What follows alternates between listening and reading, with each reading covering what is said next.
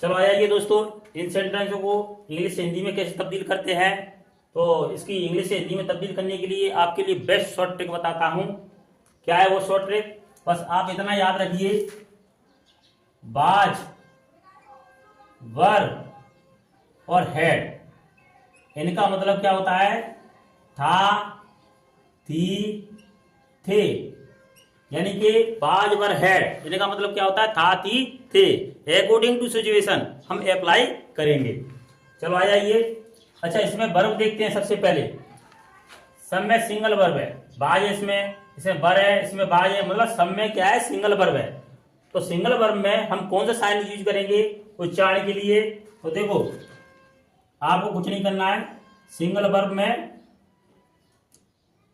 First, second, अर्थात first पे क्या आएगा? सब्जेक्ट मिलेगा आपको। बस आप याद रखिए, क्या रखना है बस आपको? ये साइन यूज करेंगे और क्या यूज करेंगे हम? बाज, वर, हेड, इनका मतलब होता है था, थी, थे। और एक बात और बता रहा हूं दोस्तों, वो बात क्या है कि नाउन और एडजेक्टिव, इनका यूज हम साथ साथ करते हैं उच्चारण की दृष्टि में। हाँ, और मैं साथ साथ और भी बताऊंगा आपके लिए। देखिए, सी मतलब क्या होता है? वह। बाज मतलब क्या है? था, थी, थे, तो मैं यहां पर थी रह लेता हूं। इल मतलब क्या होता है? बीमार। कौन सा साइन यूज करेंगे? बनते टू, 1 और 2। वह थी, क्या थी? बीमार। वह थी, क्या थी? बीमार, अर्थात वह बीमार थी। इसकी हिंदी हो चुकी है।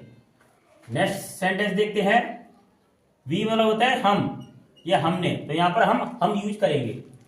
बाय, वर, हेड, था, थी, थे, तो यहां पर क्या है? बहुवचन है, इसलिए मैं थे यूज करूंगा। अच्छा, स्त्रीलिंग होता है तो थी यूज करते हैं, बहुवचन सब्जेक्ट होता है थे यूज करते हैं। था का यूज करना है जब आपका सब्जेक्ट है ना वो पुल्लिंग है, अर्थात मैस्कुलाइन जेंडर, तब हम था यूज करेंगे। जैसे हमने यहाँ पर क्या थी? सी, स्त्रीलिंग थी, इसलिए यहाँ पर मैंने थी यूज करी थी। बाज, वर, हेड का मतलब था, थी, थे होता है, इसमें से मैंने क्या यूज करी? थी यूज करी। तो देखिए, ये बहुवचन है भी, तो मैंने थे यूज कर रहा हूं। बस हो गया उच्चारण। लकी मतलब क्या होता है? भाग्यशाली। लकी मतलब क्या होता है? भाग्यशाली।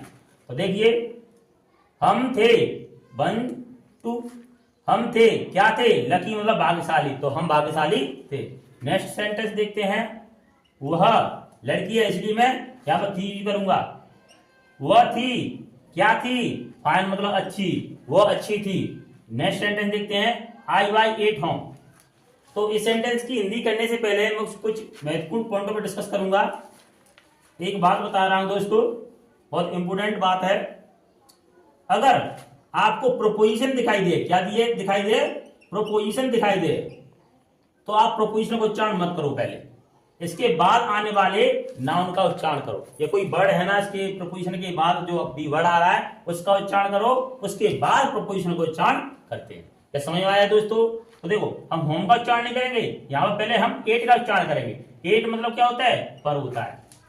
हाँ, एट मतलब क्या होता है? पर होता है। हालांकि ऑन मतलब भी पर होता है, लेकिन यहां पर जब कोई व्यक्ति या वस्तु किसी दूसरे व्यक्ति या वस्तु के ऊपर हो और उसको कांटेक्ट करे, वहां पर हम किसका यूज करते हैं? ऑन का प्रयोग करते हैं, पर के भाव में। लेकिन यहां पर कांटेक्ट का भाव नहीं है, सिर्फ और सिर्फ स्थान दिखाया जा रहा है, तो पर।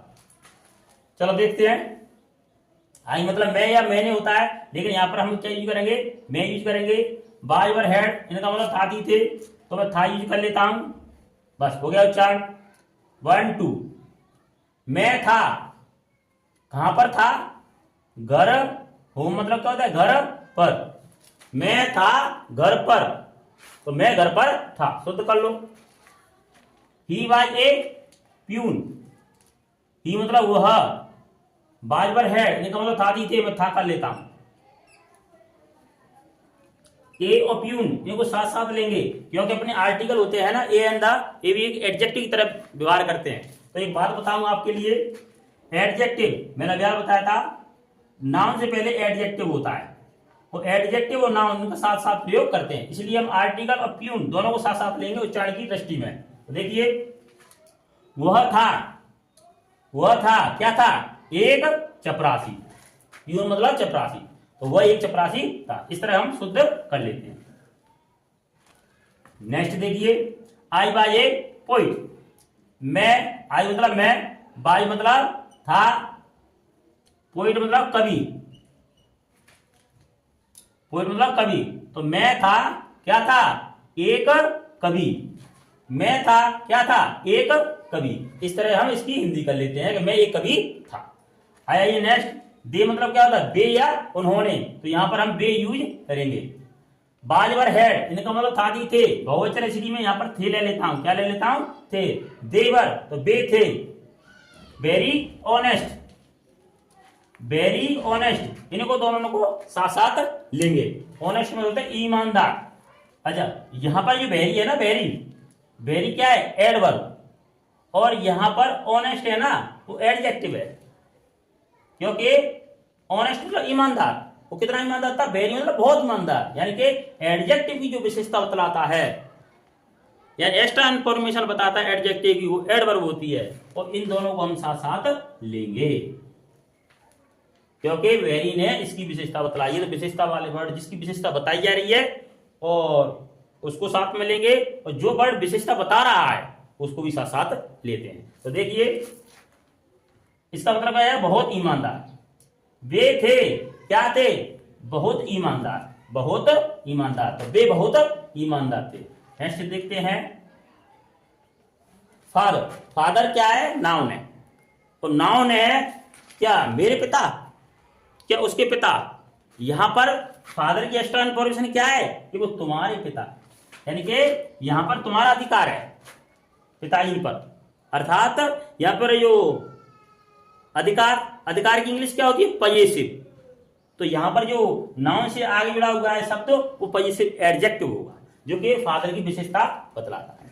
यानी कि एडजेक्टिव क्या होता है, extra information of noun and pronoun is called adjective. ठीक है, तो एक्स्ट्रा इंफॉर्मेशन बताइए कि वो मेरे नहीं है, वो उसके नहीं है, पिता तुम्हारे हैं, तो पिता में क्या एक्स्ट्रा इंफॉर्मेशन योर है। तो इन एडजेक्टिव हुआ, इन दोनों को एक एक साथ यूज करेंगे, एक ही साथ यूज करेंगे। तुम्हारे पिता, बाजवर है मतलब था जी थे, तुम्हारे पिता थे। अच्छा, थे क्यों ले रहे हैं, पिताजी तो एक है, लेकिन यहां पर हिंदी में आदर सूचक बहुवचन होता है। जैसे आपके पिताजी हैं, तो आपके पिताजी अगर कहीं पर गए हैं, अगर कोई आकर के आपसे पूछता है कि आपके पिता गए कहाँ गए हैं, तो आप क्या जवाब देंगे, आप क्या जवाब देंगे, वह कहीं गया है, नहीं, क्या बोलेंगे, वे कहीं गए हैं। तो वे क्या है, आदर सूचक बहुवचन, अर्थात एक वचन है, लेकिन उनका इज्जत का भाव प्रकट करने के लिए हमने आदर सूचक बहुवचन का यूज किया है, इसलिए यहां पर हमने थे ले लिया है। ठीक है, हाँ, तुम्हारे पिता थे, क्या थे, एक शिक्षक। तो तुम्हारे पिता एक शिक्षक थे। अगर ये वीडियो आपको समझ में आई है तो वीडियो को लाइक